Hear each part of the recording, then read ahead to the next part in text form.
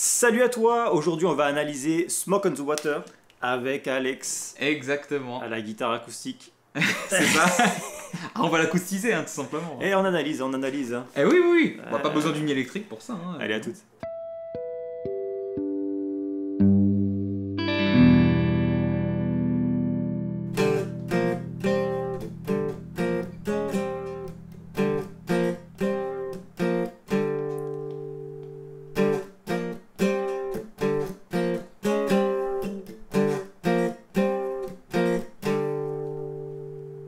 On a envie de chanter après. Eh oui.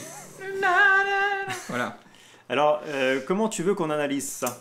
Et oui, alors là, on n'est pas comme Hotel California ou comme NG où on faisait des accords, des arpèges et tout. Là, on est sur un riff, comme on est un peu sur comme Layla. Sauf que là, on est vraiment sur un riff avec quelque chose de très précis. On est quand même dans la période du rock et du hard rock aussi. Donc, on était dans l'époque du power chord où le power chord était commençait à être utilisé. À l'époque.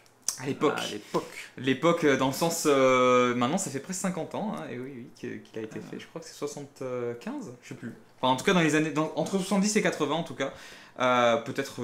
Je suis peut-être pas complètement dans les années, mais voilà. En tout cas, ce qu'on va essayer de faire, c'est qu'on va aller dans le mode search, on va prendre toutes les notes qu'on a fait, sauf un truc qui est celui-là. Parce qu'on va prendre ces notes-là, ces notes-là.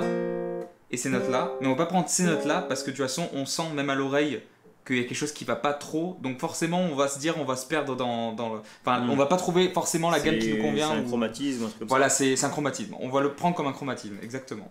Bon, un chromatisme, qu'est-ce que c'est pour expliquer un chromatisme, c'est un chromatisme, c'est le procédé qui dit que qu'on calcule de demi-ton en demi-ton. Donc un chromatisme, c'est là, on a la même chose que ce qu'on avait avant, mais un demi-ton plus haut ou un demi-ton plus bas. Donc du coup, voilà, c'est quand on se déplace d'un demi-ton vers l'arrière ou vers l'avant en fait. Vas-y, dis-moi, moi je sais Donc pas. on commence par, à partir des deux premières, des trois cordes de La et deux cordes de Ré, cinquième case, voilà. Après on a corde Ré et Sol, troisième case, parce que de l'autre côté, et on rajoute en fait la cinquième case de la corde de Sol.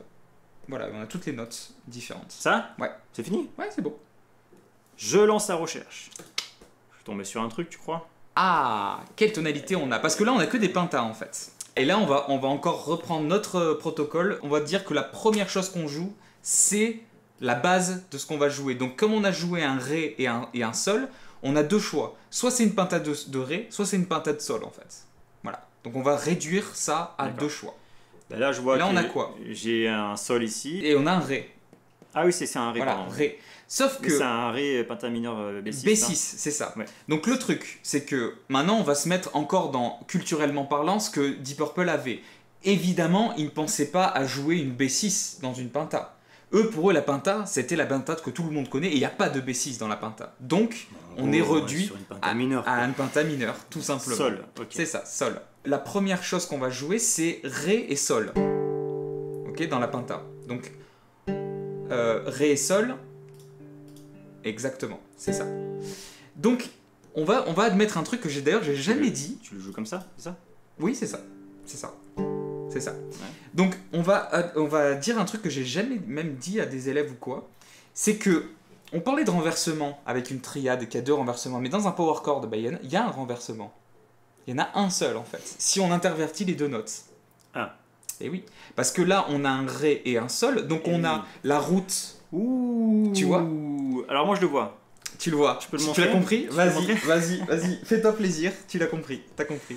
Non, c'est rapidement. Un power chord, c'est donc une route et une sa quinte. quinte. Donc je vais afficher les intervalles. C'est ça. Donc ici, route et quinte, c'est ce qu'on fait d'habitude. Exactement. On a cette habitude-là de jouer plus comme ça. ça. Hein. Voilà. Ou alors, on va le faire plutôt même là. Ouais. Surtout là. Ça donne ça. Yes. C'est ça. Mais ici, il a fait comme ça. Ben ouais. Le premier renversement est le seul. C'est un renversement. Un renversement de power chord du. Ok. Et voilà. C'est ça. Donc en fait, il ne fait que des renversements de power chord. Et à cette époque-là, c'était genre le nouveau truc, quoi. Ah bah disons que avant c'était ultra.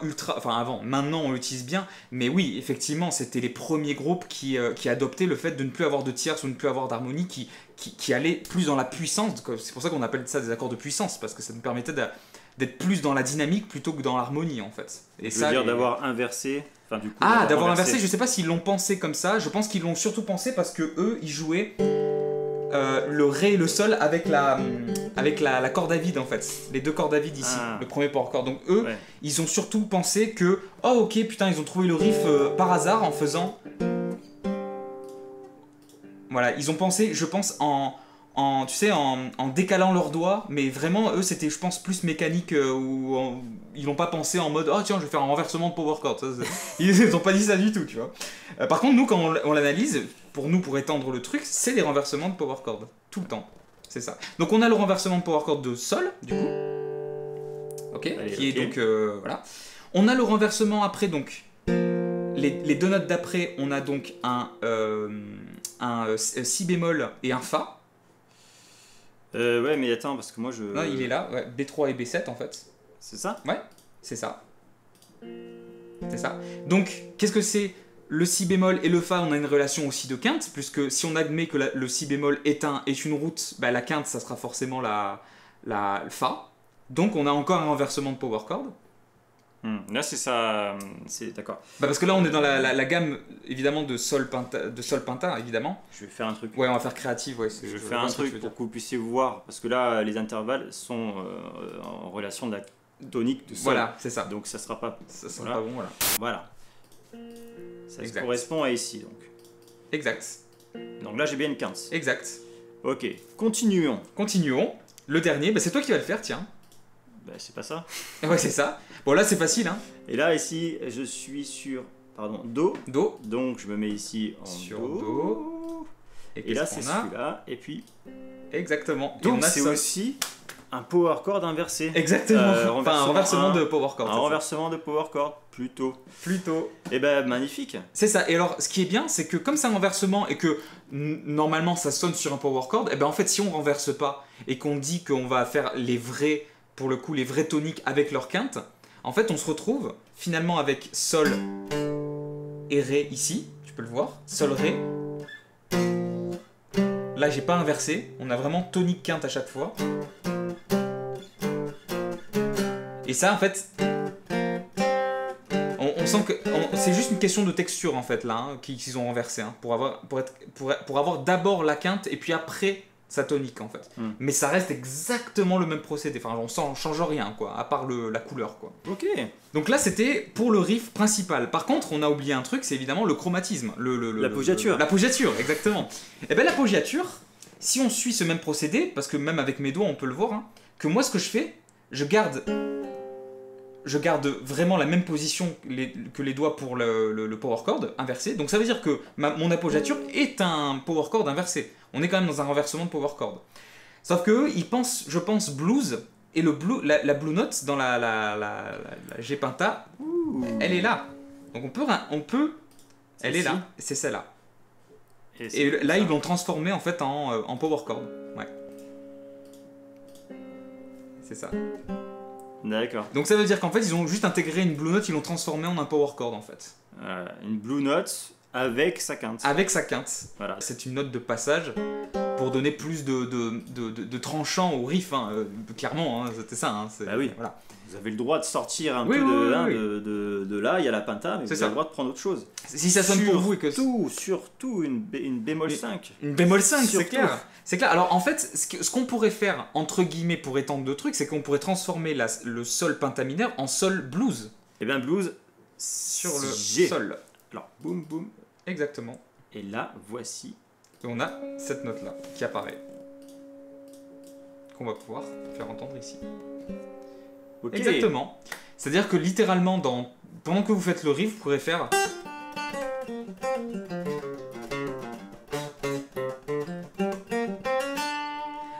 Ça c'est... là j'ai juste pris la gamme blues et pendant qu'il y a... On peut utiliser le blues. Est-ce qu'on ferait pas une petite... Ben voilà, on a eu la même idée en même temps. Ah bah voilà. Donc te loupe pas. Hein. Ouais. Je pense qu'on est bon. Donc j'appuie sur play pendant que juste quand je commence à jouer. Il a pas compris le jeu de mots. Oh, bravo. Et pour ça, vous mettez un pouce, vous commentez, hein, les amis. Je me loupe pas, c'est parti.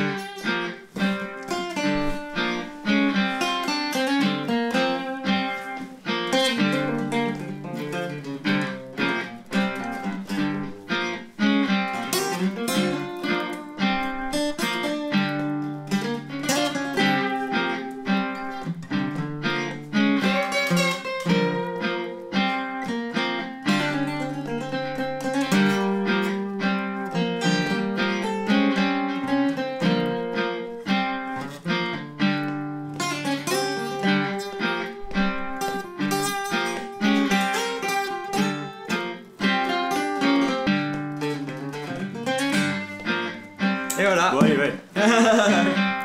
Exact, donc là on est dans un terreau, mais alors on peut y passer des heures et des heures. Donc voilà. Allez, Allez, à bientôt. ciao ciao. Ciao.